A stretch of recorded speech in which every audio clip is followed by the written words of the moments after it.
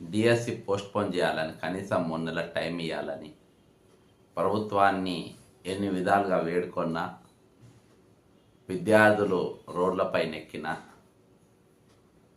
ఏ విధంగా కూడా వాళ్ళకి న్యాయం జరగలేదు.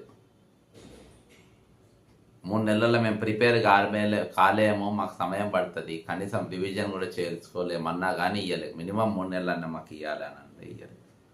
లాస్ట్కి ఎగ్జామ్ పెట్టాను. కానీ ఈరోజు ఏమైంది, డిఎస్సి ఫైనల్ కీలో కూడా మొత్తం తప్పులు వచ్చినాయి. ఫైనల్ కీలో తప్పులు వచ్చినాయి. చాలామంది ఆధారాలతో సహా మరి విద్యార్థులు ఫిర్యాదులు చేయడం జరిగింది.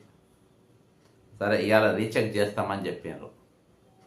రీచెక్ కాదు, అసలు మీరు ప్రిపరేషన్ లేకుండా పరీక్ష ఎందుకు పెట్టిండ్రు? మీరు సరి అయిన అవగాహన దాని పరీక్ష ఎందుకు పెట్టారు?